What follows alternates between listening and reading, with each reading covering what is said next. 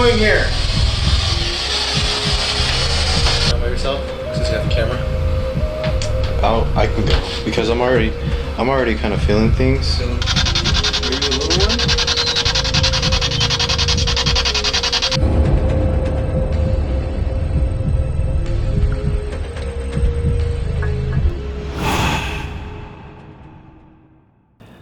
Alright, you guys, we're back home and we're going to go ahead and go over some key pieces of evidence that happened in season 1. We're going to tell some of our personal experiences that happened in each piece, and we're going to kind of tell the audience a little bit more in detail, some events that happened during our investigation that we didn't really go too in depth. This is mainly for teaching the audience more so of the reasonings why we use some certain techniques and how we dealt with some of the traumatic stuff that happened to us at some of these key investigations. I agree. Yeah, sounds good. Sounds like a plan to me. First piece of evidence I want to talk about is the Hodgenville haunting in Hodgenville, Kentucky. It is at that location that we performed a ceremony for a patient, and we decided to record it, got their permission, and we were able to perform a cleansing of the home. She had been tormented by some entity. She caught some voices, and she was saying that some of her friends were having things kind of in the background on phone calls. So she called us up. She actually wanted us to come all the way from Arizona. We came all the way from Arizona, and we were able to perform a ceremony there for her and help her out. And during that investigation, it was a key moment for you, Sean Clan. Yeah. It was a key moment when you first witnessed spiritualness and first witnessed the spiritual side of things, of a demonic entity being decapitated. And tell me how you felt when you first saw that moment. So with this investigation, I honestly did not think it was going to turn out the way it was. I honestly didn't feel anything when we first went into the location inside the home or anything when we were walking around. I started feeling certain types of energies inside of the building, and it was like, okay, something is actually here. And so we did our investigation, we caught some evidence, and after the investigation we deduced that there was a demon entity inside of the location. Hero, you ran ceremony, and Pataya and myself helped you out in that ceremony. And while we were there, when you were doing the final, you called in your spirits to be able to cleanse out the house of any demons and literally get rid of them. But Sean Clan, during the ceremony, had a very rare and unique experience.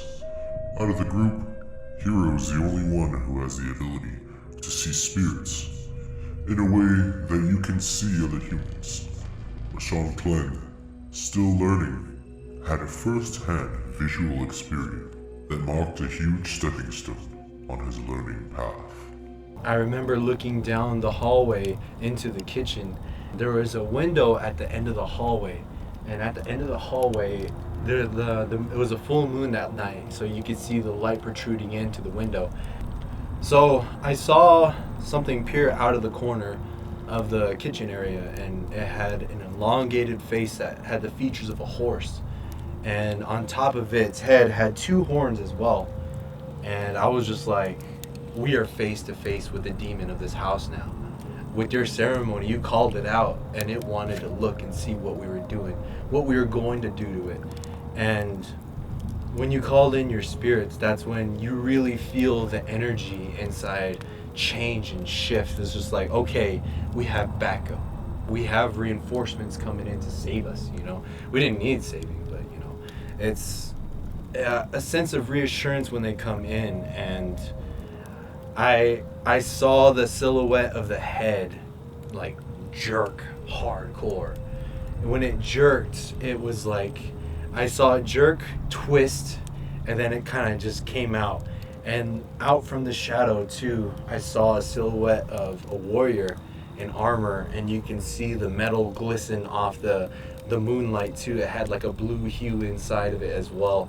And he lifted just the head out. Ooh. He lifted just the head out like that and shook it around, and then I heard from inside my chest like a war cry, that he was the warrior that claimed the demon. And when I saw that, inside of my whole body like was in shock. I was just like, oh my gosh, I just witnessed this, you know? And it was, I've never felt anything like that in my life, to where you see something that you always see in movies or other TV shows that are fictional, but you're able to see it in real life. And that honestly shocked me, to where you yourself had to like, hey, sit down, you know, like something's going on here. So when we were in that house, it was definitely different, you know. That was our first group investigation of all of us being together and going in to help someone in need. And I remember that moment that you were talking about, Sean Quinn, when you saw the spirits. I didn't see it, but I saw it in your face. You know, I saw that something huge had happened. And when we were recapping and you were explaining what was going on and what had happened, it brought a whole new meaning to fighting off these demons. It brought a whole new perspective for me. You know, we've done a whole lot together. We've gone a whole lot of places. I've never had that experience, and to see you, to see it on your face, to see that changed a lot. It was I don't even know how to describe it. Well, yeah, guys, that was a very intense investigation, one of our very first investigations, and one that we will never forget. What you saw is something not a lot of people will be able to understand or comprehend. What you saw is something that's truly sacred and truly special, and I think it's something that you needed to see, especially for our path that's becoming of us, who we are to be.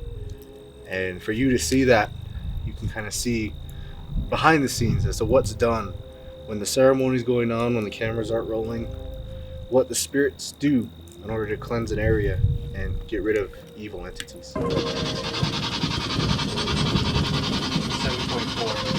Ooh. Keep the tuning, Jason.